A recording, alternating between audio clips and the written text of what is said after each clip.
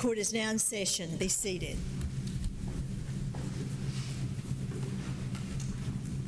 Good afternoon again. Call the first case, please. Call the case, please. Randolyn Laferney versus Kim Livesay et al. We'll hear from the appellant. Good afternoon, Your Honors. My name is Ethan Lavelle here on behalf of the appellant Randolyn Laferney. Thank you for the opportunity to appear before this honorable court for the first time. And may I ask for 3 minutes for rebuttal? I'm sorry, three? 3, yes, Your Honor. That'll be fine. Initially, I must address an error on my part. The appellant's brief did not include a statement of facts which is in conflict with Rule 27 of the Tennessee Rules of Appellate Procedure. However, the facts of this matter are generally agreed upon by the parties. And furthermore, the appellant's brief cited to the record regularly and articulated issues which the appellant perceives the lower court erred in deciding. While the appellant's brief unintentionally omitted a statement of facts, the appellant submits good cause exists for this appeal to proceed. And for the purposes of this appeal, the appellant relies on the facts and record citations within its statement of the case, and if necessary, adopts a statement of facts within the brief of appellees Stewart and Davis. For these reasons, I respectfully request that you allow this appeal to proceed today. Go ahead. Briefly, I want to sum up the facts and the procedural history that got us here today. The facts and allegations of this case arise from the death of a dog named Dallas. While at the appellant's canine training facility in Washington County, Tennessee in 2019. On or about May 2nd, 2019, Dallas died while being boarded and trained by one of the appellant's trainers and independent contractors, Mr. Hunnigan. Appellee Stewart, an animal control officer with the Washington County Johnson City Animal Control Center, began an investigation into Dallas's death on May 2nd, 2019, and later submitted an affidavit to the Washington County General Sessions Court regarding her investigation. On May 7th, 2019, an arrest warrant for the appellant was issued by the Washington County General Sessions Court for the crime of aggravated cruelty to animals. On the same day the arrest warrant was issued, the Johnson City Press reported that the appellant had been arrested as a result of Dallas's death.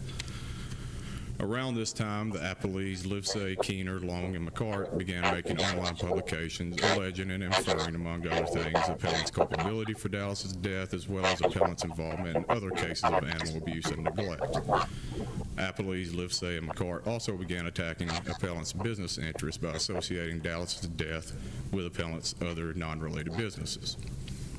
On January 30th, 2020, appellant's charge of aggravated cruelty to animals was dismissed by the Washington County District Attorney's Office. Appellant filed her initial complaint on June 5th and then later filed a notice of late filed exhibits on June 9th, 2020, and then later on June 17th, 2020, appellant filed an amended complaint to correct the address of the misidentified appellee Davis. Let me ask you a quick question about that. As I understand, and I've not read the complaint, obviously it's in the record and I will, but as I understand the appellee's position, or one of them, is that the statements in the complaint, in the actual complaint, simply say, see exhibit with all of the specific exhibits with the language that was used on Facebook or whatever, the alleged defamatory statements. Does the complaint set out for each person the statements that were made and when they were made and all those things, or does it just say if defamatory statements were made, see Exhibit A? Your Honor, the exhibits that were attached were screenshots of social media and other online publications that the appellees had made.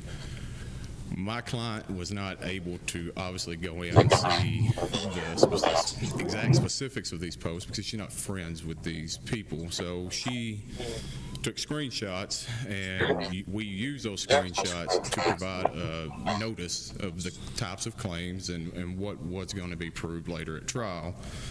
The exhibits that were attached were not supposed to be the end all be all. My client believed she would be allowed to partake in discovery, and there she would be able to bolster her claims. But for the purposes of Rule 801, we decided to attach the exhibits to give notice to the defendants, now the appellees, of what claims were being brought, what the basis for those claims were, and later we assumed that we'll be able to support those claims even more by written discovery and deposition testimony. On July 20th, 2020, Appellee Keener filed a Rule 1202 motion to dismiss and a petition to dismiss pursuant to the Tennessee Public Participation Act. For the purposes of today, since it's a mouthful, I'm going to shorten the Tennessee Public Participation Act to the TPPA. And the appellant responded on August 22nd, 2020 to Ms. Keener's motion to dismiss and petition to dismiss. On August 31st, 2020, a hearing was held by the trial court in regards to 3 motions for more definite statements filed by Appellees Livesay, McCart, and Long, and as well as Appellee Keener's Rule 1202 motion to dismiss and petition to dismiss. The trial court denied the motions for more definite statement and reserved its ruling for Ms. Keener's Rule 12 and TPPA petition to allow the other defendants time to file their own petitions and motions that mimic Appellee Keener's. The appellant thereafter the appellees filed their TPPA petitions and motions, and then thereafter the appellant filed responses to those motions and petitions on October 29, 2020. On December 10th, 2020, the trial court issued a memorandum of opinion and order which essentially granted every motion to dismiss and petition to dismiss. The trial court ordered that counsel file affidavits of attorney's fees, and after the appellant had opportunity to object, the court stated it will thereafter make its ruling with respect to all of these motions, which final order shall thereafter be immediately appealable as of right to the Court of Appeals. Later, on March 5th, 2021, the trial court entered an order awarding attorney's fees. However, the trial court did not award attorney's fees to counsel for appellees Stua and Davis. So that counsel filed a motion to alter and amend the court's order awarding attorney's fees and requested that the trial court alter and amend its order awarding attorney's fees. The trial court did so by order on June 24th, 2021, and the appellant filed a notice of appeal on July 21st, 2021. The appellant's brief has put forth 4 issues that we believe this court should decide. First and foremost, and probably most important, whether the TPPA may be applied retroactively to the appellee's communications. Second, whether the trial court erred in failing to rule upon the appellant's request for discovery. Third, whether the trial court erred in applying heightened constitutional pleading requirements to appellant's non-defamation claims. And fourth, whether the trial court erred in granting the Rule 12 motions to dismiss filed by the appellees Keener, Long, Stua, and Davis. Let me add another issue in there that ties in with your TPPA issue. It sort of begs the question of how we go about analyzing this procedurally. The appellees say that your appeal is untimely because under the TPPA, appeals are to be made immediately. And we know under the Nandagam case that you're not supposed to wait until attorney's fees are filed. That it means basically 30 days from the trial court's decision on the TPPA petition. But then there's also the issue of does the TPPA even apply? So which of those two do we address first? First, I'll take the Nandagam case. And that case was filed on June 18th, 2021. Our notice of appeal was filed roughly a month afterwards. In Nandagam, this court stated they had subject matter jurisdiction because the case was immediately appealable. However, in the appellant submits a legislature decision backing up, TCA 20-17-106 states the court's order dismissing or refusing to dismiss a legal action pursuant to the petition filed under this chapter is immediately appealable as a matter of right to the Court of Appeals. The Tennessee Rules of Appellate Procedure applicable to appeals as a matter of right govern such appeals.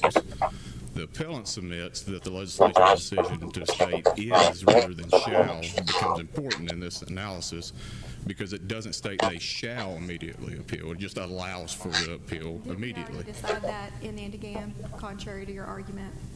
I don't think this specific issue was decided in Nandagam. I wrote it, and I kind of think it was. I understand, Your Honor, but in looking back at the Tennessee Rules of Appellate Procedure, Rule 3, it states that if multiple parties or multiple claims for relief are involved in action, any order that adjudicates fewer than all of the claims of the rights and liabilities of fewer than all of the parties is not enforceable or appealable. and is subject to revision at any time before the entry of a final judgment adjudicating all claims. In looking at TCA 20-17106 and the last sentence of that statute that falls back on Rule 3, our understanding, and granted, the Nanogram case came out in between the final order and our notice of appeal, so it kind of caught us midstream, so to speak.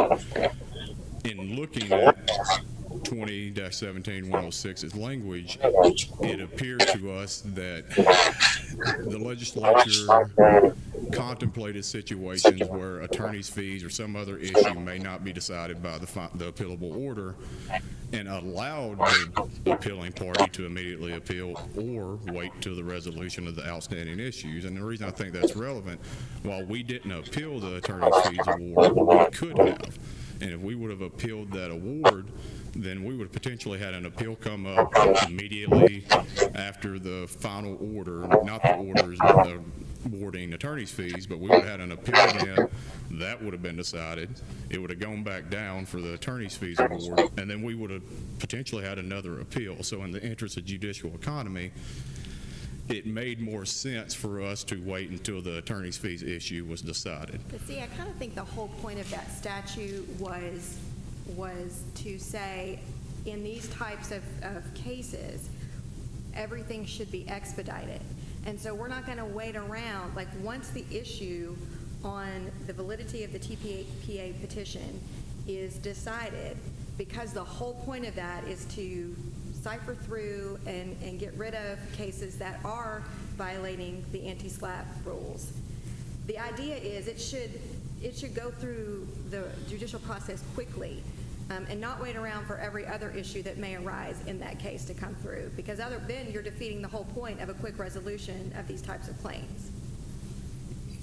Once again, I fall back on the language of the statute, Your Honor. It states is and not shall be. And I think that is an important distinction between a party having to file an immediate appeal versus being able to make that decision strategically.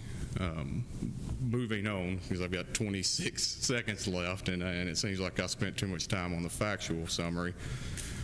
We argue that the TPPA, well, the seminal case in this argument is Estate versus Bell. And in Estate versus Bell, or Estate of Bell, it was decided that the Bell's right to action to pursue damages without the GTLA's cap on damages vested prior to the General Assembly's approval of that amendment. And in that case, the court asked the question,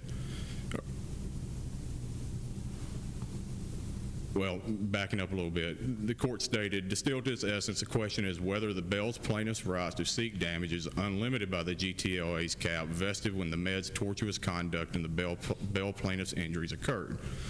We believe that same question is relevant to this cause of action. And we would state that the appellant argues the same question applies to this case, whether the appellant's right to pursue her claims unfettered by the provisions of the TPPA vested at the time of the appellee's tortuous conduct and when appellant's injuries occurred. You've used your initial time, counsel. You have your time for rebuttal.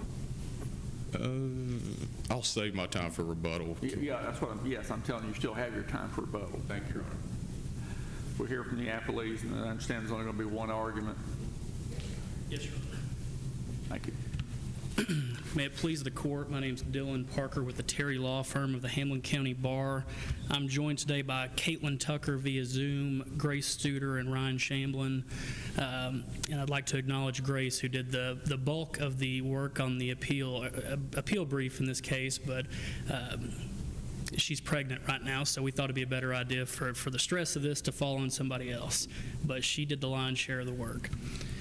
The first thing I want to do is just talk about a couple of the facts that were omitted in the recitation previously given. The dog starved to death at appellant's training facility. That's in the record as an exhibit that appellant attached to her own complaint, testimony to that effect that the necropsy said that there was 0% body fat and trace amounts of food in the dog's stomach. And before any petition or any comments were made by any of the appellees in this case, the news media, the national news media, the local news media, reported on this. And it was in response to the reporting by the national and local media that a petition was started by one of the appellees, Keener, asking for justice for Dallas. And the essence of that petition asked that if found guilty, that the appellant be punished to the maximum extent of the law. And as far as the other appellants go, they essentially said on social media that she had been charged with animal cruelty, which was a fact. The appellant filed this case in June of 2020 asking for $9.5 million in damages, both compensatory and punitive. And again, the gist of the claims were that the appellees had commented on the fact that she was charged and then indicted by the grand jury for aggravated animal cruelty. But the first issue I want to get to is the timeliness. Judge Davis raised an important point that we've discussed. Do you address the timeliness issue first, or do you have to reach the application first? The appellants knew that the TPPA was being applied in the trial court, and they should have complied with the TPPA.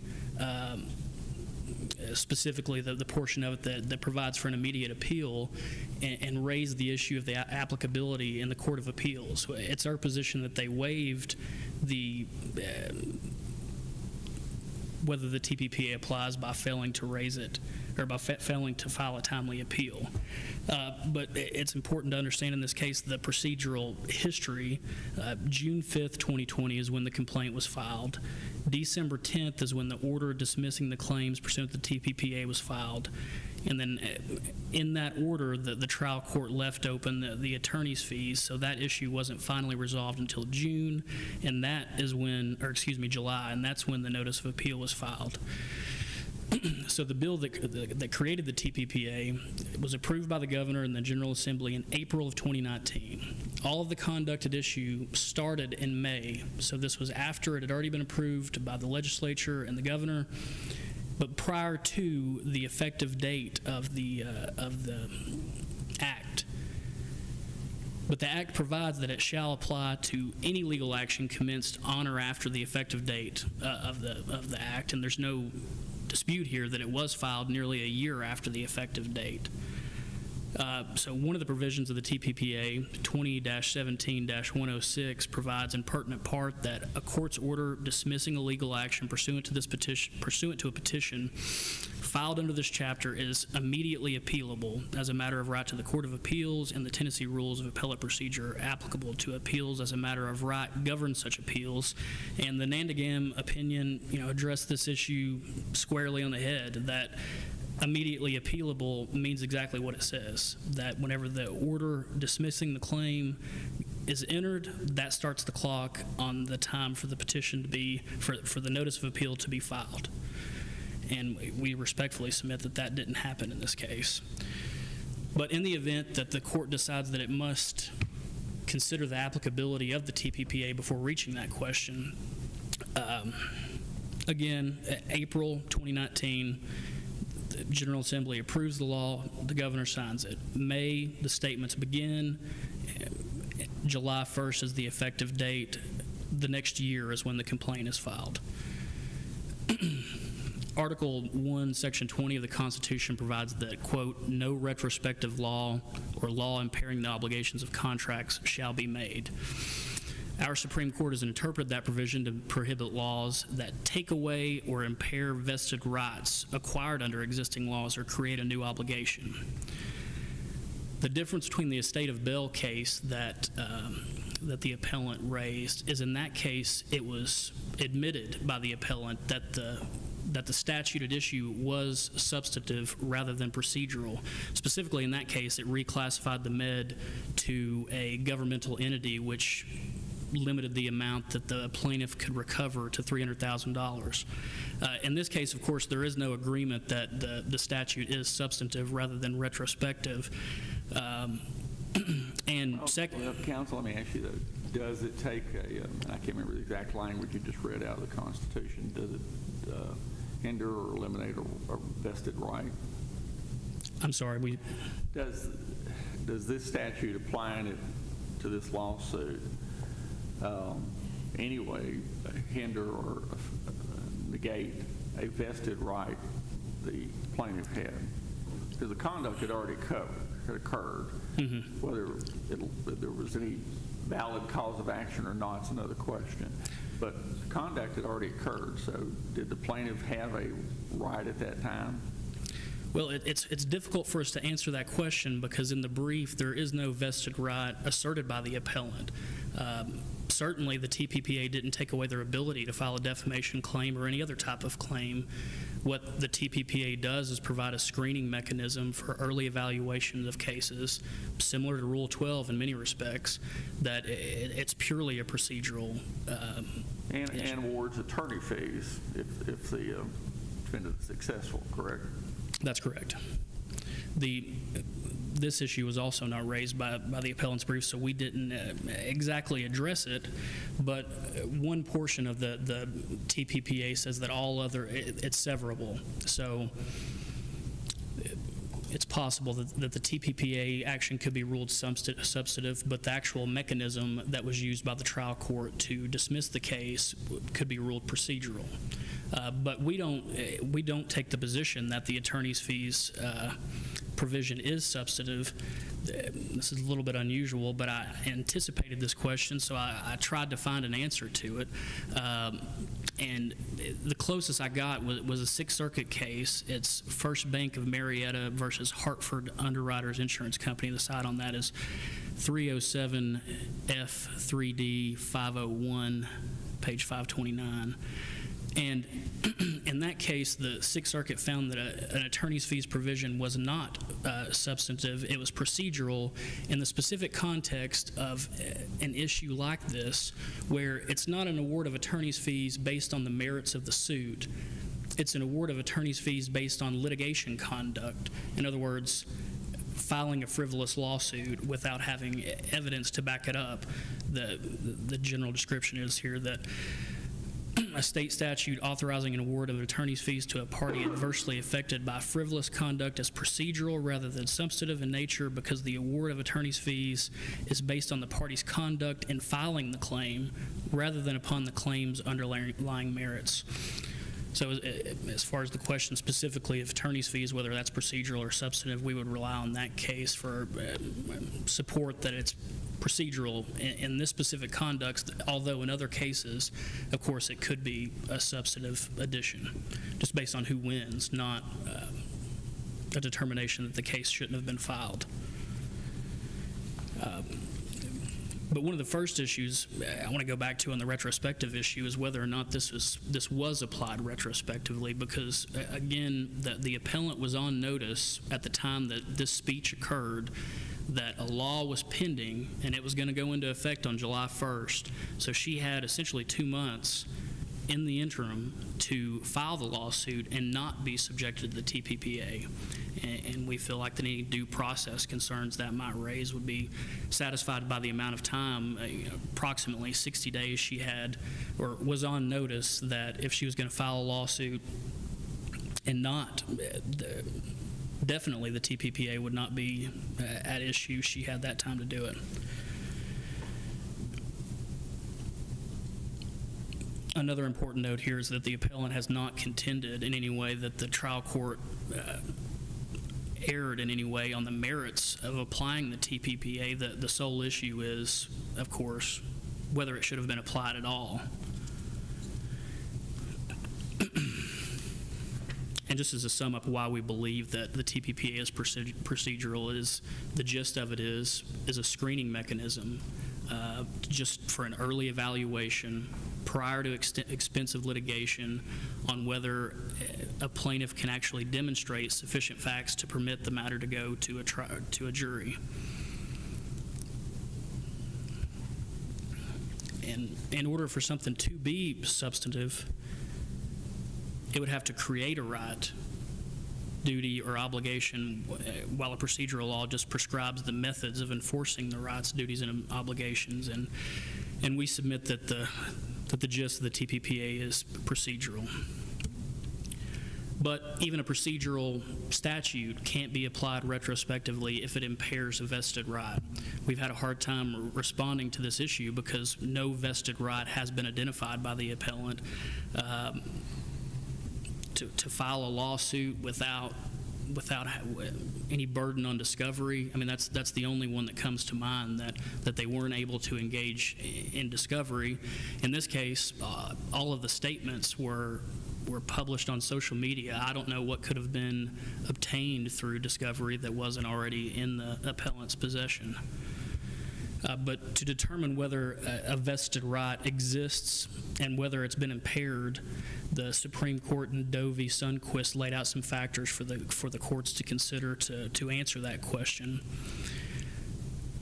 The first one is whether the public interest is advanced.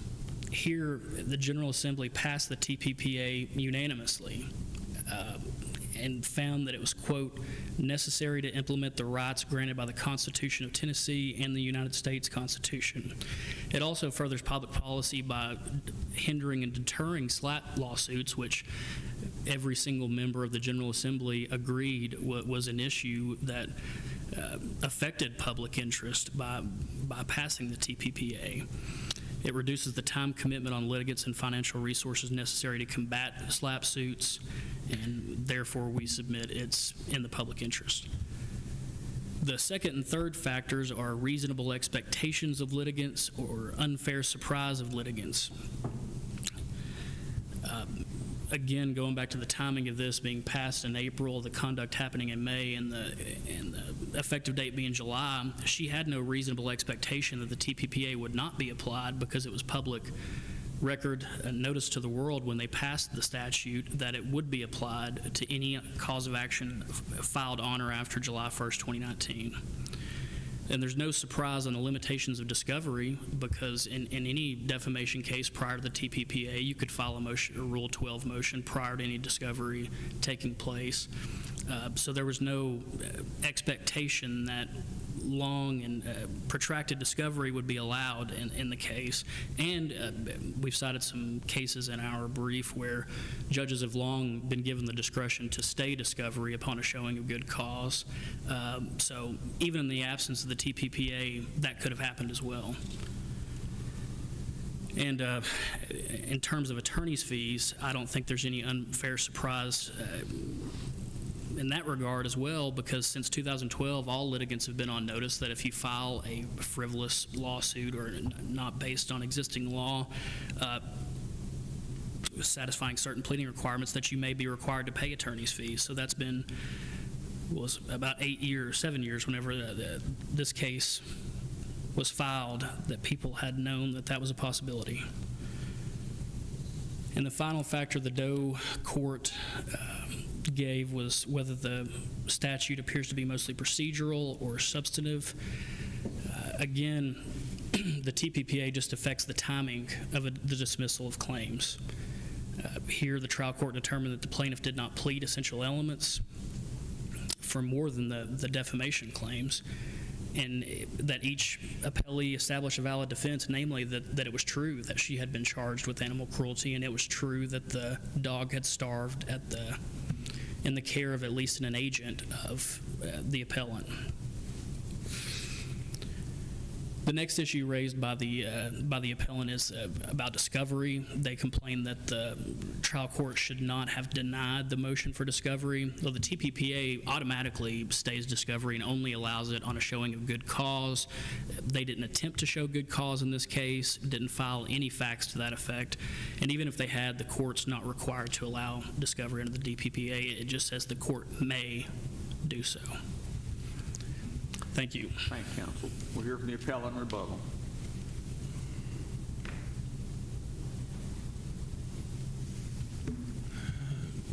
Briefly, to touch on the points the opposing counsel just mentioned. So in the state of Bell case, the Bell plaintiffs had not filed their suit before the amendment was enacted or became effective, similar to our situation now.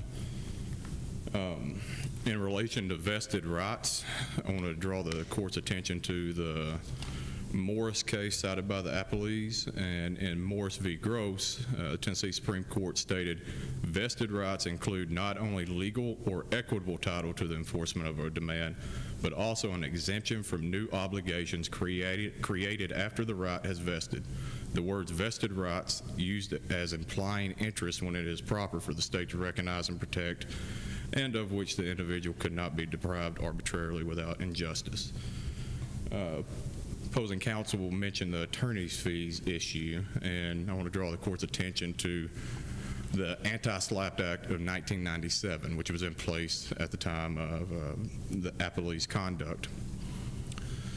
In the Anti-SLAPP Act of 1997, it allowed for court costs and reasonable attorney's fees.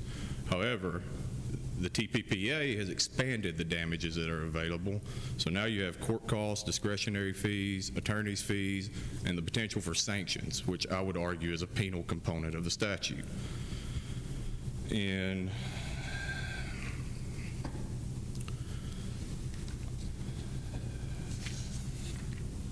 So I guess it's your position that the vested right is your client's right to file a defamation action and not be potentially subject to, attorney's fees. They've got the Rule 12 argument that's been in place for a while, but to not be subject to sanctions. the vested right is the ability to file the cause of action under the law existing at that time, and it relates back to the estate of Bell Well, case. there's nothing to prevent her from filing her cause of action under the law of defamation, false light, all of those things did not change. So her substantive cause of actions didn't change. It just gave the defendants a mechanism for challenging the lawsuit. We would argue that the TPPA imposes new duties and obligations on the plaintiff to prove every essential element of her claims by prima facie, and to draw the court's... That's always a duty, is it not? To prove It is, but not at the onset of a case. In some situations, it could happen, but without discovery and within 2 months of the case being filed, our client had to prove every essential element of her claims without the benefit of any discovery or any means to bolster her claims. I would also like to Did draw she have to prove her claim, or did she have to state a claim? in the sense of the TPPA, I'd say that they're essentially the same. And she has to put forth proof of each essential element of the claim. And in this situation, she was severely hampered by doing that. And it's not just related to her defamation claim, but for all of her claims. But that's true with respect to any case that you file is subject to a Rule 12.06 motion for failure to state a claim. Correct, but that would judge the sufficiency of the complaint and not the evidence. And in this case, the evidence was weighed by the trial court.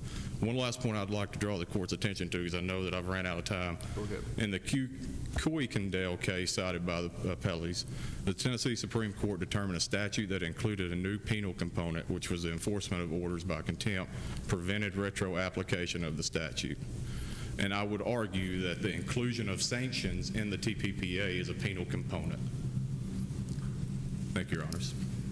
Court's thanks to counsel for both sides. I appreciate your briefs on this matter as well as your oral argument. If you would, please adjourn court to our next regularly scheduled docket. All rise. This court stands adjourned until Tuesday, July the 19th at 9:30 a.m.